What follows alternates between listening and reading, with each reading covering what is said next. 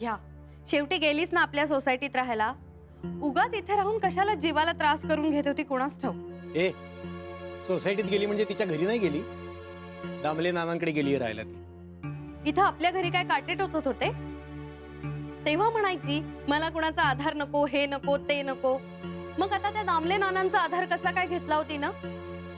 काय नाही हो, आपल्या घरी राहणं जमतच नव्हतं तिला. मोठ्या घरात राहायची सवय लागली आहे ना. उगाच फालतू बडबड करू नको. बाईताड गरीबी दिवस काढलेत आम्ही. माझ्या बहिणीला चांगलं ओळखतो मी.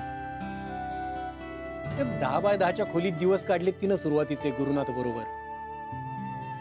हे त्या मोठ्या घराचं काही स्वैरसूतक नाही आम्हाला. अहो मग त्या दामले नानांच्या घरी कशाला गेली? स्वतःच्या घरी का नाही गेली? कारण ती पोट्टी आली ना तिथे, शनाया. अगो बाई, स्वतःहून आली आहे की कुणी? नाही ग, हे बाहेरच घेऊन आलंय तिला गुरुनाथ. म्हणजे गुरुनाथ आता इरेलाच पेटलेला दिसतोय.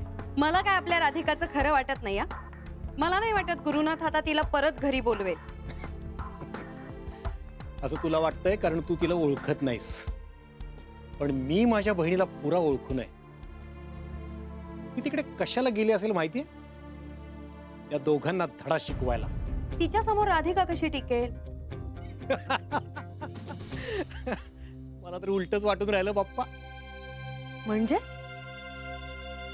राधिका समोर ती कशी टिकेल असं वाटून राहिलं मला. राधिका दिसते साधी भोळी, पण एकदा जिद्दीला पेटली ना, कायच्या काय करून दाखवते. असं आजवर केलंय काय तिनं? काय केलं? तुला एक गोष्ट सांगतो. आमच्या एरियातल्या एका पोरीला आमच्याच एरियातला एक पोरगा खूप छेडायचा.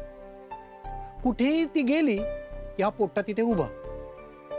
कधी शिट्टी वाजव, कधी कॉमेंट्स पास कर. त्या पोरीला फार हैराण करून सोडलं ना बाप्पा. मग मग बालीला कळलं नाही, मग झालंच. तो पोट्टात फार हैराण होऊन बसला. पुरा परेशान झाला ना बाप्पा. म्हणजे काय केलं काय राधिकानं? हे काय केलं तिनं? आमच्या एरियातले सगळे लोक तिला ओळखत होते, सगळे तिला मानत होते. तिने सगळ्यांना जाऊन सांगितलं की तो पोट्टा आला की शिट्टी वाजवायची. मग काय, 10 वर्षाच्या लहानग्या पोरापासून 60 वर्षाच्या आजोबापर्यंत प्रत्येक माणूस त्या पोराला बघून शिट्टी वाजवायचा. अगदी पोरी बाळी, ताई, आत्या, काकू, आज्या सुद्धा. हो बाई, तो पोरगा दिसला की वाजव शिट्टी, पोट्टा आला की वाजव शिट्टी. असा परेशान करून सोडला त्याला की तो एरियात सोडून गेला.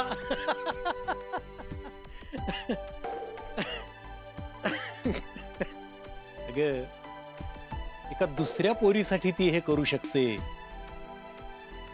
हा तर तिचा स्वतःचा संसार आहे. राधिकानं मनावर घेतलं ना, तर त्या शनाईची पुरती वाट लागून जाईल. मला तर त्या शनाईचीच काळजी वाटून राहिली बाप्पा. देवा, वाचव रे बाबा त्या शनायाला.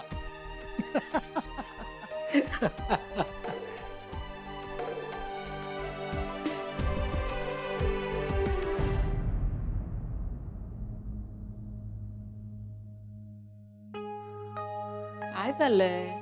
वाचत नाहीयेत तर नुसती पानं कशाला उलटताय? बंद करा पुस्तक आणि झोपा आता. औषध मात्र घ्या आधी. सध्या फक्त डोक्यात एकच विचार चालू आहे, राधिकाचा.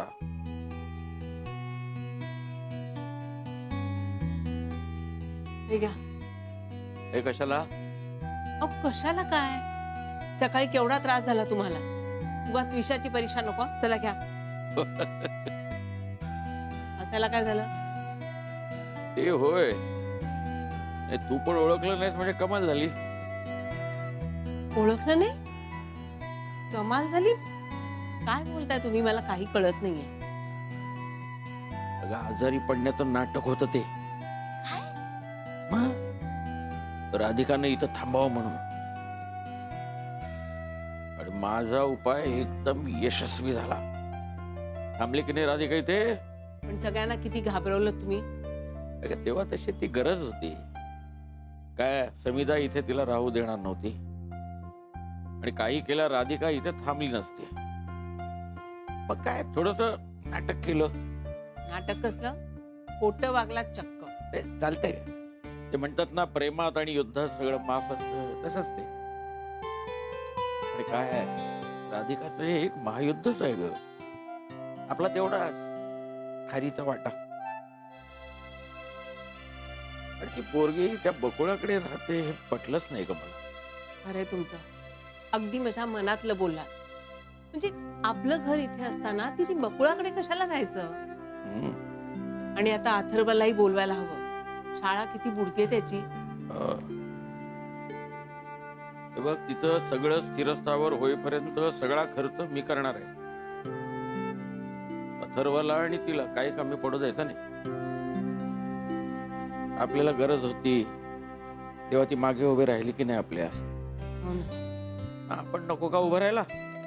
करायलाच हवं. काय करते का ती? काय करणार. बसले नुसतीच. चेहरा तर बघवत नाही हो तिचा. म्हणजे एकतर सारखी अशी रडत असते किंवा कसला तरी विचार करत बसते. एकटी बसून बसून करणार तरी काय म्हणा. एकदा अथर्व आला ना की त्याच्या मागे चांगला वेळ जाईल तिचा. तिचं काम सुरू व्हायला पाहिजे काहीतरी. स्वतःच्या पायावर उभं राहायला पाहिजे ती ना. करायलाच हवं. आजच्या काळातल्या मुलींची गरजच आहे ती. बघा ना, तिला धड झोपही येत नाहीये. नुसती बसून बसून असते. मला म्हणाली, नानीजी तुम्ही जाऊन झोपा, माझी काळजी नका करू. नाही नाही, ती म्हणते ग, पण काय काळजी डोळ्यांमध्ये दिसते ना. त्याचं काय? हो ना. माझ्यानं सारखं मनात येत आहे. राधिका इथे आपल्याकडे राहते आणि तिचा नवरा शेजारी दुसऱ्या बाई बरोबर. कसं वाटत असेल तिला. असं आपल्या डोळ्यासमोर बघणं सोपं नाहीये. का हो? आपण राधिकाला इथे आणून चूक तर नाही केली. आता इथे डोळ्यासमोर सगळं घडत असल्यावर तिच्या मनातून तो विचार जाणारही नाही ना कधी. जाऊ द्यायचा सुद्धा नाही. तिनं स्वतःचा झालेला अपमान कधीच विसरता कामा नये. त्या गुरुनाथला तिनं स्वतःच्या वागण्यातून उत्तर द्यावं. राधिकानं स्वतःच्या पायावर उभं राहून मुलाची जबाबदारी घ्यावी आणि तिनं खंबीर व्हावं. त्यासाठी तिनं हे सगळं समोरासमोर पाहणं फार गरजेचं आहे. त्यासाठी चटके सोसावे लागले तरी चालेल. काय त्याशिवाय राधिका स्वतःचं आयुष्य नाही घडू शकणार. न खचून न जाता जिद्दीनं उभं राहायला हवं. आणि ती जिद्द आपण तिच्यामध्ये तयार करायची. मला माहिती आहे भारती, हे सोपं नाहीये. राधिकाला तसं घडवणं अशक्य सुद्धा नाही.